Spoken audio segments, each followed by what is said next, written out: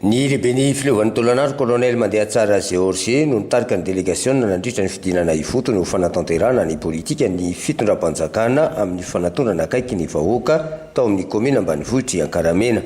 Nisy ny fampahafantarany lehiben'ny fileovana ny IEM manana ny initiative pour l'émergence de Madagascar izay narafitra ao anatin'ny politika ankapobeny fitondram-panjakana ka teboka 10 lehibe no nampahafantarana tamin'izany dia ny fanatsarana ny fitantanana, ny lafiny fandriampahalemana sy ny filaminana, ny fampiroborombonana ny toe-karena, ny fiarovana ny tontolo iainana ary ny fampivoarana ny ara-tsosialy. Tanterahana androany tokoa teto Ankaramena ny andian'ny faharoa amin'ny tournée de police générale administrative ato amin'ny faritra Anosy sy ato amin'ny districtn'ny Fort-Dauphin.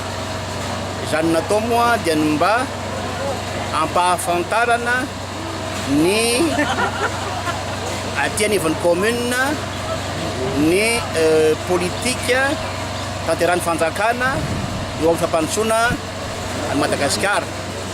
Eo ihany koa fampahafantarana ny ezaka atao isaky ny secteur avy amin'izany fampandrosoana izany.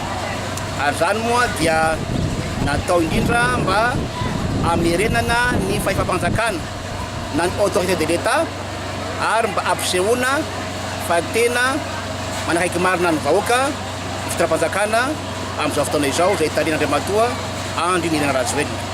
Ny zavatra nahafaly dia be dia be ny mpandray anjara satria zato mahery no anatin'ny fiche de présence ao ary nahafaly ihany koa dia ny fahavitrian'ny olona nameraka fanontaniana tamin'ny zavatra izay nanerana azy zavatra nanelingely azy zany ary zay moa dia niezaka namaly an'izany fa tena napetraka zany zany dia afapony be sy ny maro ary maniry zareo zany ny firan'izao indray manaraka dia rendez-vous zany amin'ny taona 2024 indray.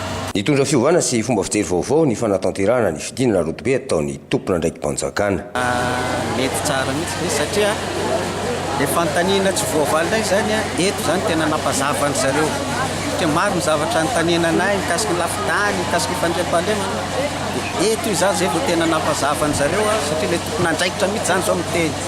Zay miteny ohatrany tsy salasalany zareo fa amin'izao izy dia tena le tompona andraikitra mihitsy miteny an'zareo resy lahatra ry zareo ka ary noko zany fa tonga any amin'ny vahoaka zay zavatra faharesy lahatra zay.